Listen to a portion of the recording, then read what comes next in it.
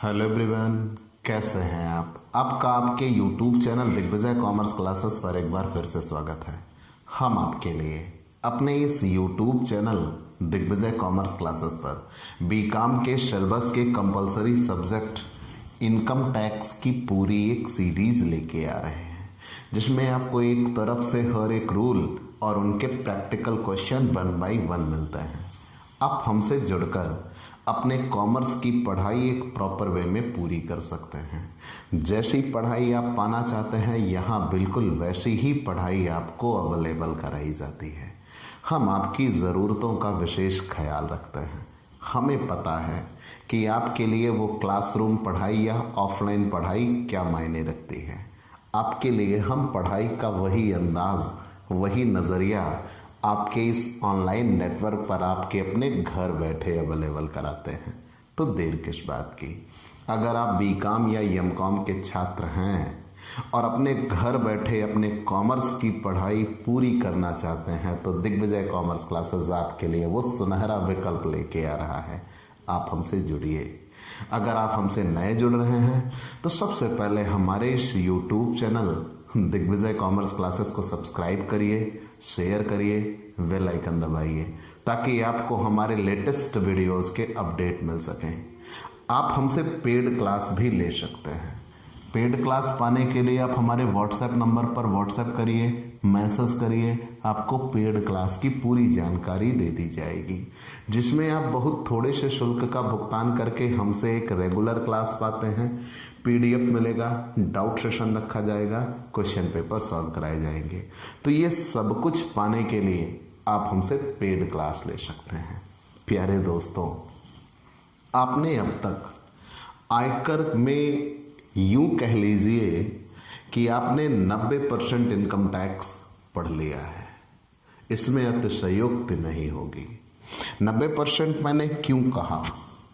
Basically मैं आपको पहले लेसन में टैक्स निकाला कैसे जाता है यहाँ तक आपको बता चुका हूँ, लेकिन मैंने आगे चलकर आपको 5 हेड ऑफ इनकम पढ़ाया। आय के 5 शीर्षक, पांचों शीर्षक आपने 1 बाय 1 पूरे तरह से क्लियर कर लिया। वेतन से आय, मकान संपत्ति से आय, व्यवसाय अथवा पेशे से आय, फिर आगे चल के आप पूंजी लाभ और अन्य साधनों से आय। पांचों शीर्षक पढ़ने के बाद फिर आपने ये पढ़ा कि हानियों की पूर्ति एवं उन्हें आगे ले जाना, set of and carry forward business, set of and carry forward losses कह लीजिए। हानियों की पूर्ति एवं उन्हें आगे ले जाना भी आपने क्लियर कर लिया है। तो सही मायने में यहाँ 2 चीजें आपको और जाननी है: सकल कुल आय में से की जाने वाली कटौतियां और फिर कर दायित्व। तो कहीं ना कहीं मैं आपको कर दायित्व तो पहले ही लेसन में सिखा चुका हूं कि टैक्स हम कैसे कैलकुलेट करते हैं। आपको यहाँ केवल और केवल इतना जानना है, सकल कुल आय में से की जाने वाली कटौतियां, और इसके बाद जितने लेसन बनते हैं, अपील, अग्रिम आयकर, अर्थदंड या जुर्माना, आयकर की वापसी कह लीजिए, आय की विवरणी, मांग का विवरण, एक्सेट्रा एक्सेट्रा, वो सब कुछ मैं आपको क्लियर कर चुका हूँ, 1 बाय 1 क्लियर कर चुका हूँ। तो निस्संदेह आप 90% इनकम टैक्स पूरा कर चुके हैं। तो अब आप बढ़ चले हैं सकल कुल आय में से की जाने वाली कटौतियां। पहले तो ये 3 शब्द जो पहले लेसन से मिले हैं और आपके पीछे ऐसे पड़े हैं कि आज तक आपके साथ लगे पड़े हैं। प्रत्येक शीर्षक से होने वाली कर योग्य आय के योग को सकल कुल आय कहते हैं। क्लियर? Is that clear? प्रत्येक शीर्षक से होने वाली कर योग्य आय के योग को सकल कुल आय कहते हैं। Means taxable income from salary, taxable income from house property, taxable income from business profession, taxable income from capital gain and taxable income from other sources. तो प्रत्येक शीर्षक से होने वाली कर योग्य आय के योग को सकल कुलाय कहता है। और सकल कुलाय में से धारा 80C से 80U तक की छूट घटाने के बाद जो शेष बचता है उसे कुलाय कहते हैं। प्रत्येक शीर्षक से होने वाली करयोग्य आय के योग को सकल कुलाय कहते हैं। और सकल कुलाय में से धारा 80C से 80U की छूट घटाने के बाद जो शेष बचता है उसे कुलाय कहता है। तो इस क्लास के माध्यम से हम आपको सकल कुलाय में से की जाने वाली कटौतियां पढ़ा रहे हैं, जो कि धारा 80C से 80U तक के बीच में दी गई है। और सबसे बड़ी बात यह है कि सकल कुलाय में से दी जाने वाली कटौतियां दो संदर्भों में दी गई हैं। एक भुगतान के संबंध में दी जाने वाली कटौतियां और दूसरी है आय के संबंध में दी जाने वाली कटौतियां। तो पहले हम भुगतानों के संबंध में दी जाने वाली कटौतियां पढ़ रहे हैं। भुगतानों के संबंध में दी जाने वाली कटौतियां, भुगतानों के संबंध में दी जाने वाली कटौतियां।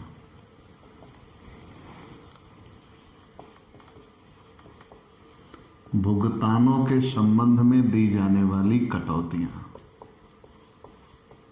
ठीक। और जिसमें धारा 80C, 80CCC, 80CCD ये पिछली क्लास में हम आपको बता भी चुके हैं, फिर से जान लीजिए। हमने ये कहा कि प्रत्येक शीर्षक से होने वाली करयोग्य आय के योग को सकल कुलाय कहते हैं। सकल कुलाय में से धारा 80C से 80U तक की छूट घटाने के बाद जो शेष बचता है उसे कुलाय कहते हैं।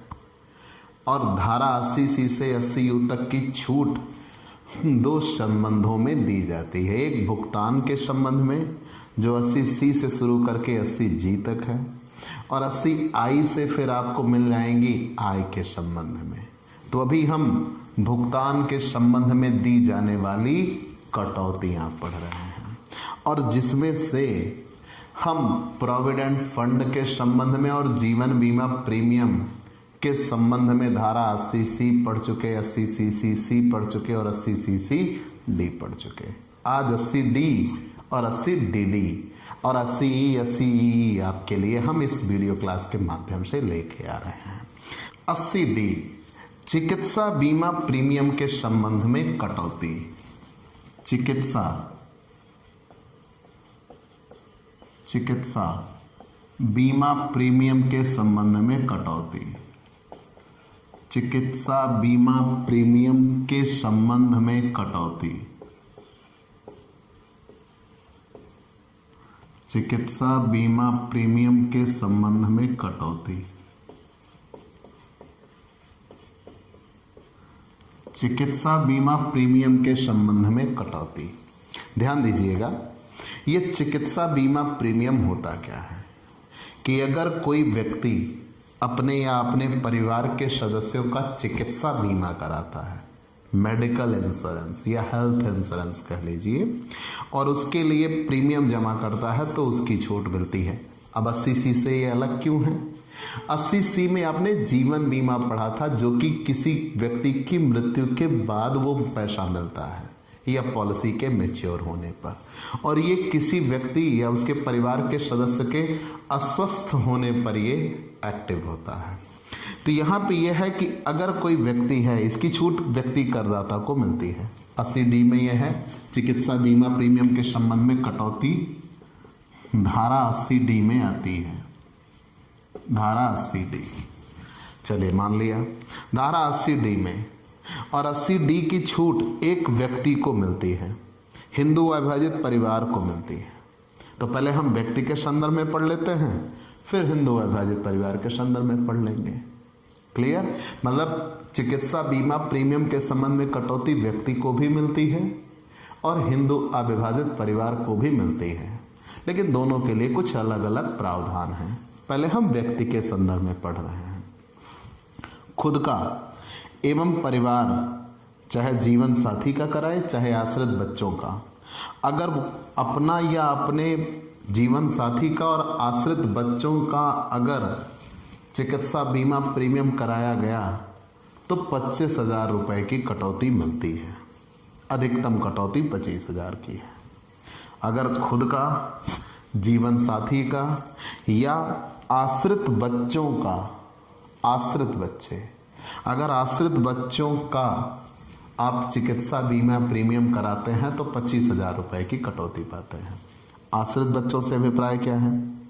आश्रित बच्चे वे होते हैं जो पूरी तरह से आप पर निर्भर हों, उन्हें ही आश्रित बच्चे कहा जाता है। ठीक, चलिए मान लिया। माता पिता के लिए अतिरिक्त कटौती, मतलब अभी तक तो आपने सिर्फ अपनी बात की, आप अपने स्वयं, अपने जीवन साथी और आश्रित बच्चे के लिए अगर आप चिकित्सा बीमा प्रीमियम कराते, चिकित्सा बीमा प्रीमियम चुकाते हो तो उसके मतलब आपने चिकित्सा बीमा कराया हो, उसका प्रीमियम देते हो तो आप 25,000 रुपए की अधिकतम कटौती पाते हो। मान लीजिए माता पिता के लिए अतिरिक्त कटौती, तो यहाँ ये विशेष बात है कि अगर कोई विशिष्ट, मान लीजिए माता पिता के लिए अलग से 25,000 रुपए की कटौती बनेगी, तो अपने जीवन साथी और बच्चों के लिए 25,000 और 25,000 माता पिता के लिए। अगर इनमें कोई सीनियर सिटीजन है, 60 वर्ष से अधिक का व्यक्ति है, वरिष्ठ नागरिक है, तो वरिष्ठ नागरिक के होने की दशा में आप 50,000 रुपए से अधिक की छूट, 50,000 रुपए तक की अधिकतम कटौती पाइएगा। तो मतलब खुद के लिए, बच्चों के लिए और जीवन साथी के लिए 25,000 रुपए, माता पिता के लिए अलग से 25,000 रुपए। अगर कोई वरिष्ठ नागरिक है तो वरिष्ठ नागरिक की दशा में 25,000 की छूट हटा के कितनी मिल जाएगी? 50,000 की बन जाती है।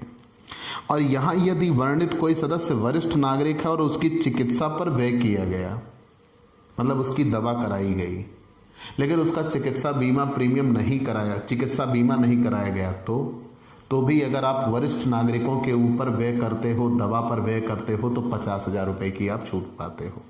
मतलब आपने उनका बीमा नहीं कराया था लेकिन वो बीमार पड़े और आपने उनकी दवा कराई, तो आप 50,000 रुपए तक की उस व्यय के संदर्भ में छूट पाएंगे।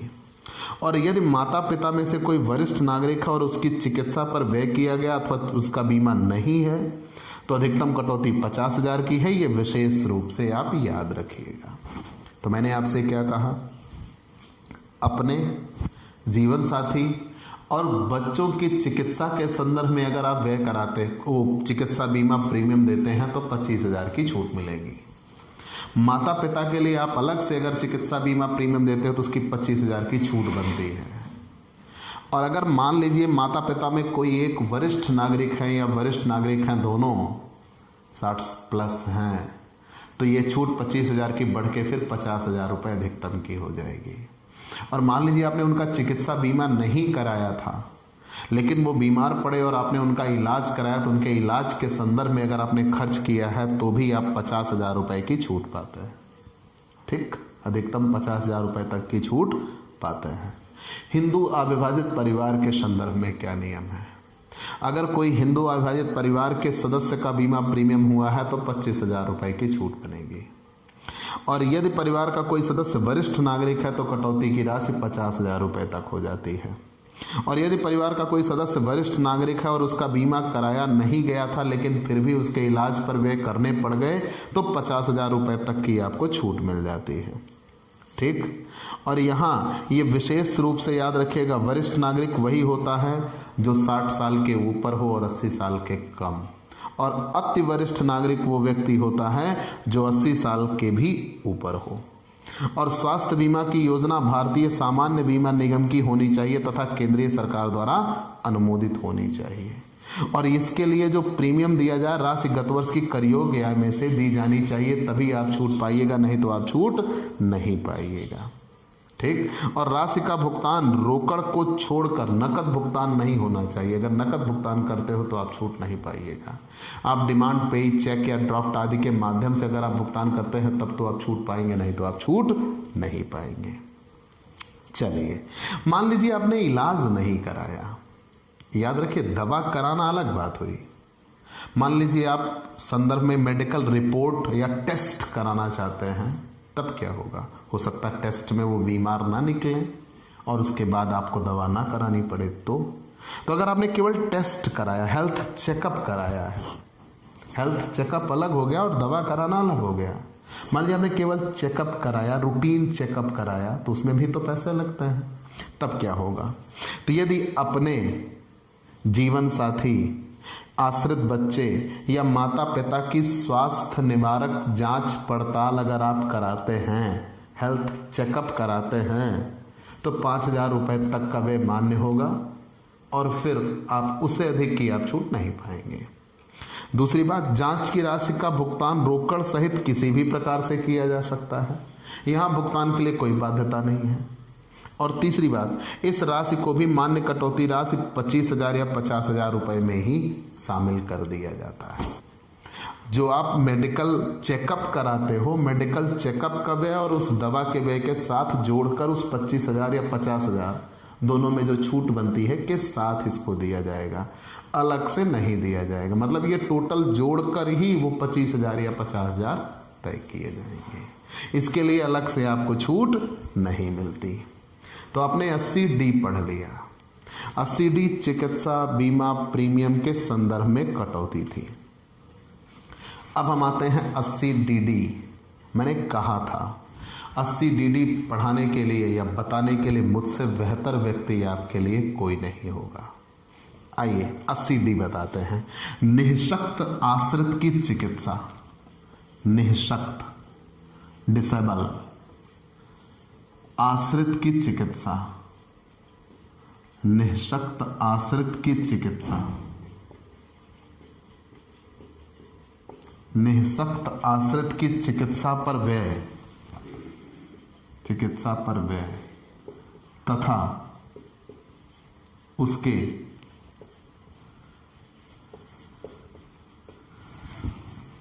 जीवन निर्वाह के लिए किए गए जमा, जीवन निर्वाह के लिए किए गए जमा, किए गए जमा के संबंध में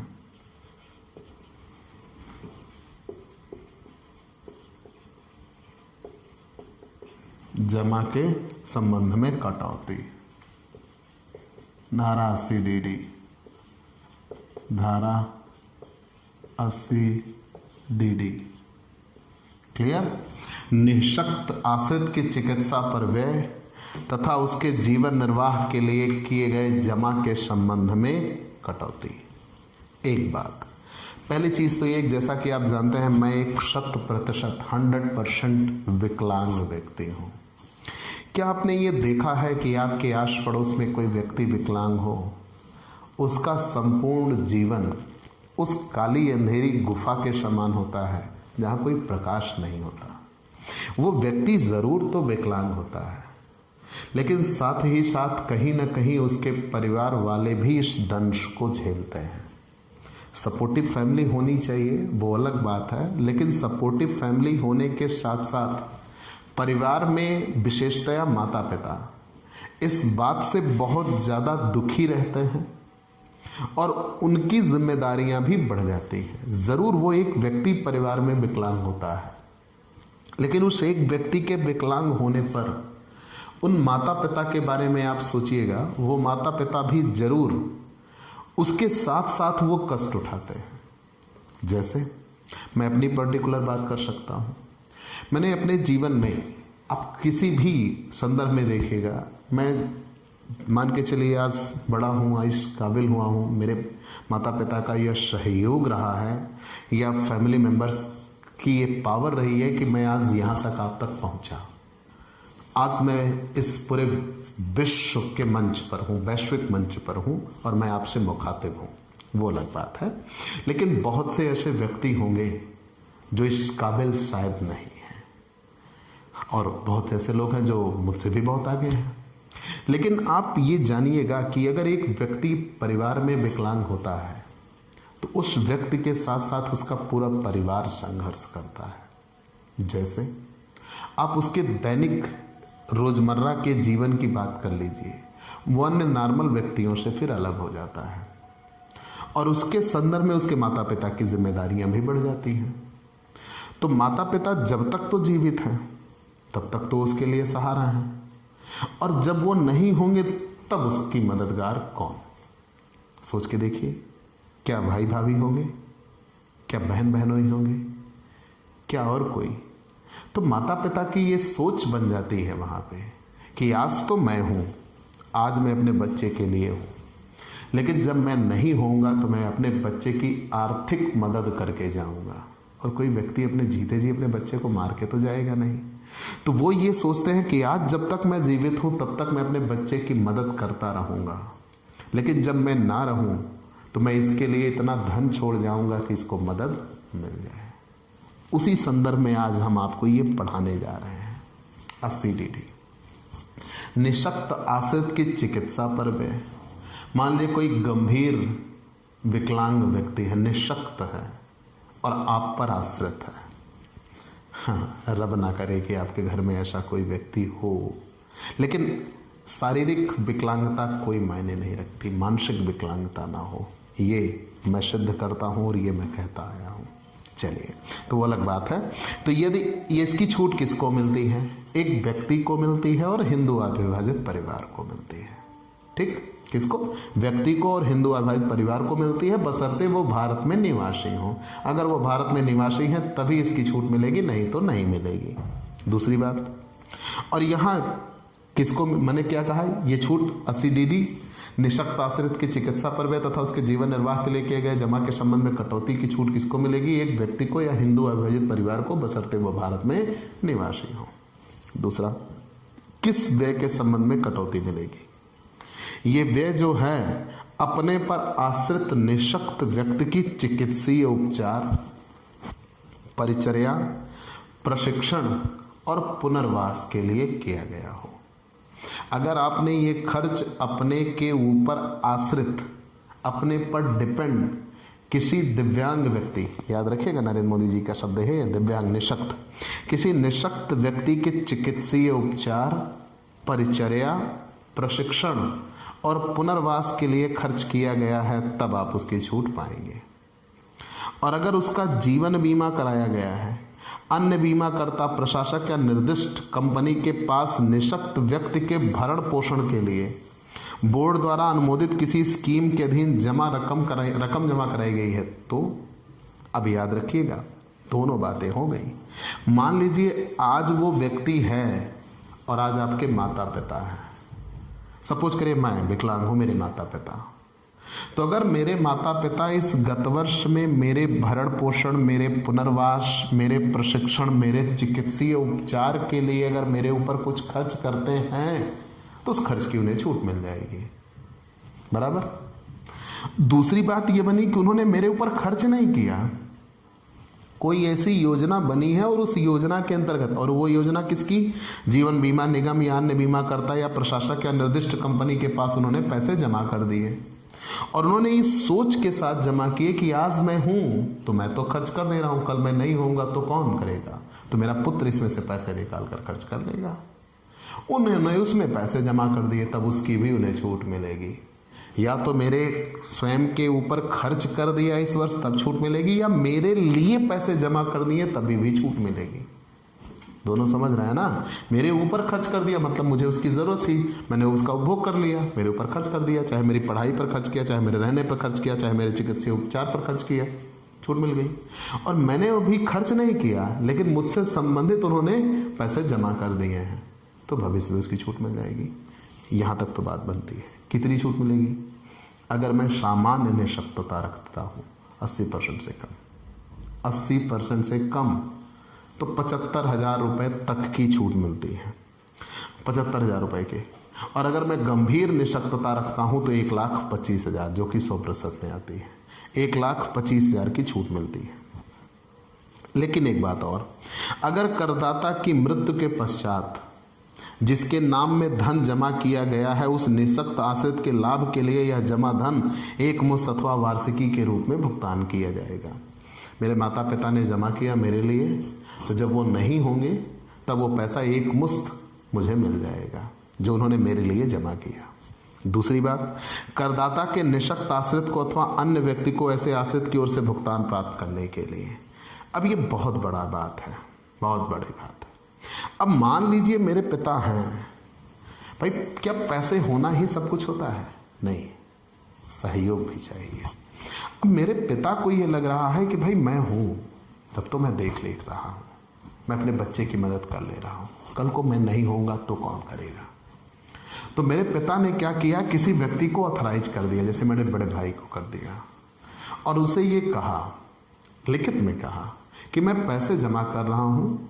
अब चूंकि मान लीजिए मैं एक पैर से विकलांग व्यक्ति हूँ, मानसिक विकलांग नहीं हूँ, मैं पैसे निकाल सकता हूँ, लेकिन कोई मानसिक विकलांग व्यक्ति घर में हो तब आप क्या करिएगा, सोच के देखिए। मतलब वो अपना अच्छा बुरा सोच ही नहीं सकता।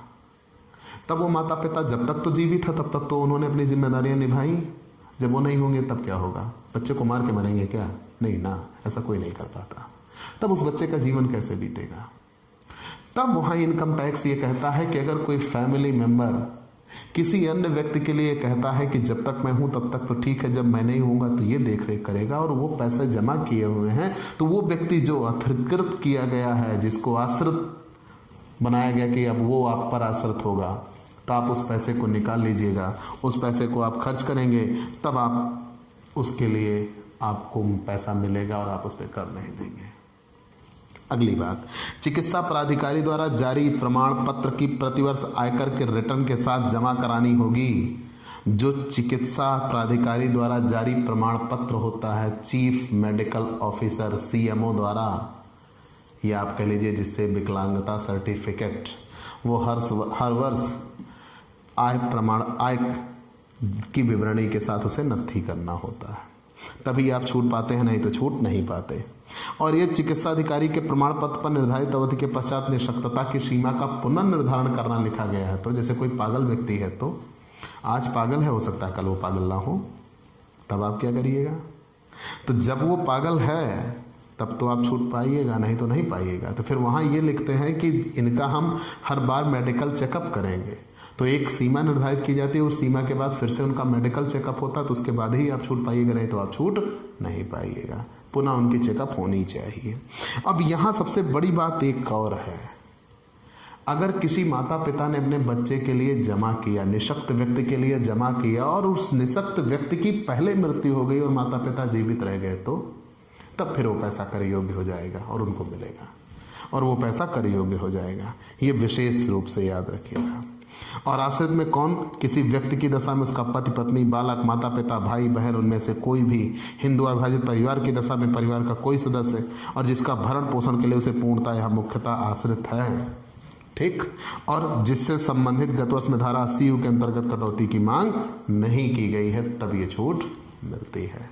धारा 80DD क्लियर। अगर आपने 80DD जान लिया, अब ऐसे ही 80DD भी है, विशिष्ट बीमारियों की चिकित्सा पर व्यय के संबंध में कटौती। 80DD 80DTB विशिष्ट बीमारियों के संदर्भ में कटौती, विशिष्ट बीमारियों के संबंध में कटौती। अब विशिष्ट बीमारियां कौन, neurological diseases, cancer, AIDS, chronic renal failure, haemophilia, थैलोसीमिया।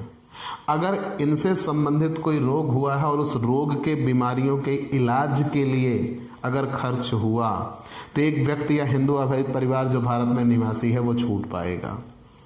और ऐसा भी जो गत वर्ष में बोर्ड द्वारा निर्धारित रोग या व्याधि के चिकित्सीय उपचार पर किया गया है, उसकी छूट मिलेगी।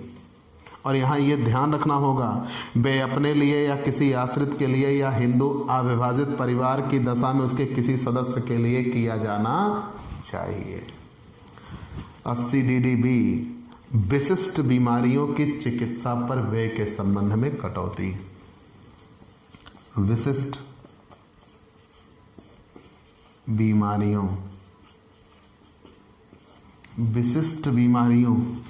की चिकित्सा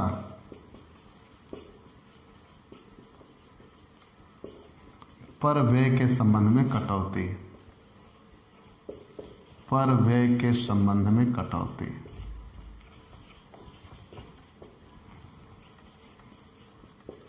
पर व्यय के संबंध में कटौती, ठीक। विशिष्ट बीमारियों की चिकित्सा पर व्यय के संबंध में कटौती। तो यहाँ ये दिया गया है कि ये किसी व्यक्ति या हिंदू अविभाजित परिवार को ही इसकी छूट मिलेगी, बशर्ते वो भारत में निवासी हो। मैंने बताया किन किन बीमारियों के संदर्भ में मिलेगी, neurological diseases, cancer, AIDS, chronic renal failure, haemophilia, thalassaemia. अगर इन रोगों के इलाज के लिए आपने खर्च किया तो छूट मिलेगी, और वे अपने लिए या किसी आश्रित के लिए या हिंदू अविभाजित परिवार के सदस्य के लिए होना चाहिए, और भुगतान की राशि 40,000 रुपये अथवा भुगतान की गई राशि दोनों में जो कम हो की छूट मिलेगी। और यदि वरिष्ठ नागरिक के लिए हुआ है जिनकी उम्र 60 वर्ष से अधिक है तो भुगतान की गई राशि या 1 लाख दोनों में जो कम हो की छूट मिल जाती है। क्लियर? चलिए, हमने ये आपको बता दिया। अब बात कर लेते हैं 80E उच्च शिक्षा के संदर्भ में लिए गए ऋण पर ब्याज के संदर्भ में कटौती। आप इसका स्क्रीनशॉट ले सकते हैं।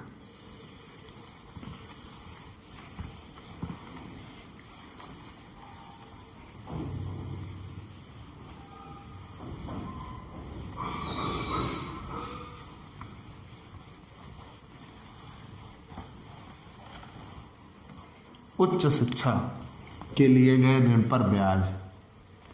उच्च शिक्षा के लिए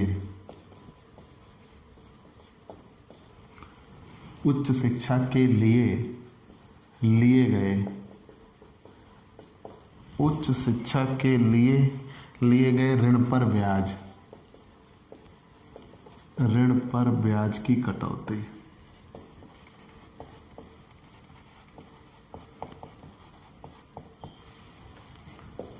E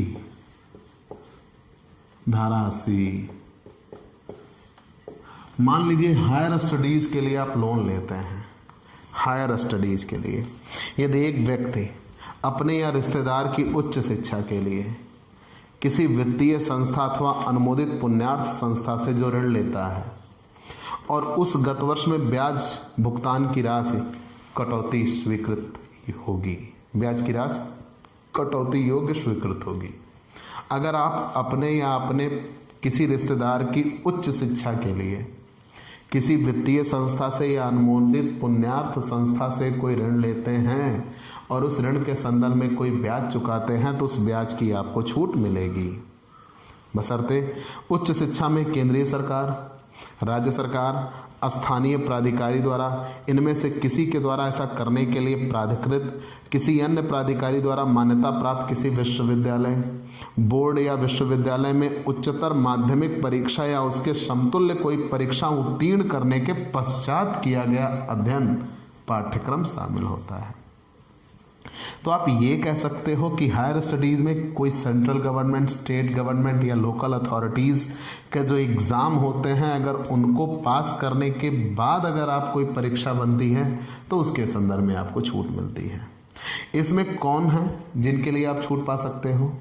अपने जीवन साथी की शिक्षा पर या अपने संतान के, या ऐसा विद्यार्थी जिसके आप वैधानिक संरक्षक हैं, मतलब उसका कोई नहीं है लेकिन आपने उसकी पढ़ाई का जिम्मा अपने ऊपर उठा रखा है। अगर आप उसकी हायर स्टडीज़ के लिए लोन लेते हो और उस पर आप ब्याज देते हो तो उस ब्याज की आप छूट पाते हो।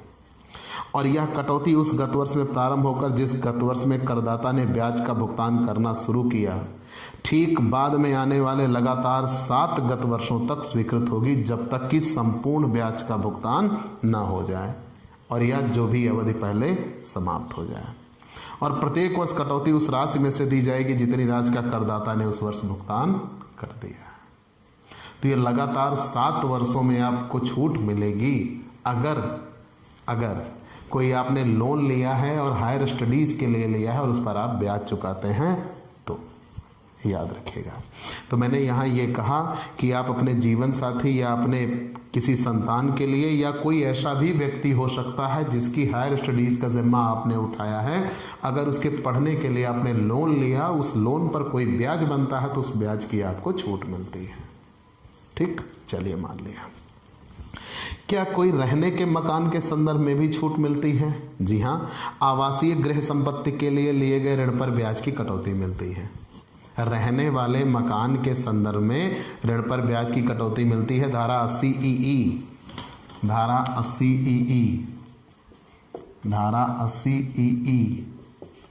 लेकिन याद रखिएगा, ये हाउस प्रॉपर्टी से बड़ा संबंध होने वाला है इसका। एक व्यक्ति की मिलती है, आवासीय गृह संपत्ति के लिए मिलेगी और लिए गए ऋण पर ब्याज के संदर्भ में मिलेगी। कटौती की मात्रा 50,000 रुपये तक प्रतिवर्ष, जब तक ऋण का भुगतान पूरा नहीं हो जाता तब तक मिलेगी। और कटौती की शर्तें क्या? ऋण किसी वित्तीय संस्था से 1 अप्रैल 2016 से 31 मार्च 2017 तक स्वीकार किया जाना चाहिए। स्वीकृत ऋण की राशि 35 लाख रुपए से अधिक नहीं होनी चाहिए और गृह संपत्ति का मूल्य 50 लाख रुपए से अधिक का नहीं होना चाहिए और करदाता को ऋण की स्वीकृत की तिथि को किसी अन्य आवासीय संपत्ति का स्वामी नहीं होना चाहिए। और याद रहे, जब ब्याज की राशि की कटौती इस धारा के अंतर्गत की गई है तो इस ब्याज की राशि की कटौती किसी अन्य प्रावधान के अंतर्गत नहीं ले सकता। तो ये नियम हैं, आप इन्हें जरूर पढ़ लीजिएगा। लेकिन आज की इस क्लास में सबसे मेन इंपॉर्टेंट था 80DD और 80D। ये ज़रूर पेपर में आने वाले हैं, हमने 80E भी आपको बता दिया। तो अगली क्लास में हम आपके लिए लेके आएंगे 80G, मोस्ट इम्पॉर्टेंट है। तो आपको ये क्लास कैसी लगी हमें ज़रूर बताइएगा। आपके लाइक और कमेंट का इंतज़ार रहेगा। आप हमसे पेड क्लास भी ले सकते हैं और पेड क्लास पाने के लिए आप हमारे व्हाट्सएप नंबर पर व्हाट्सएप करिए, मैसेज करिए, आपको पेड क्लास की पूरी जानकारी दे दी जाएगी, जिसमें आप बहुत थोड़े से शुल्क का भुगतान करके हमसे एक रेगुलर क्लास पाते हैं। PDF मिलेगा, डाउट सेशन रखा जाएगा, क्वेश्चन पेपर सॉल्व कराए जाएंगे। तो ये सब कुछ पाने के लिए आप हमसे पेड क्लास ले सकते हैं। और स्पेशली अगर आप हमसे नए जुड़ रहे हैं तो सबसे पहले हमारे इस YouTube channel Digvijay commerce classes को सब्सक्राइब करिए, शेयर करिए, बेल आइकन दबाइए ताकि आपको हमारे लेटेस्ट वीडियोज़ के अपडेट मिल सकें। तो आज की क्लास में इतना ही। अगले दिन नए टॉपिक के साथ फिर से मुलाकात होगी। चलते हैं दोस्तों, बाय बाय दोस्तों।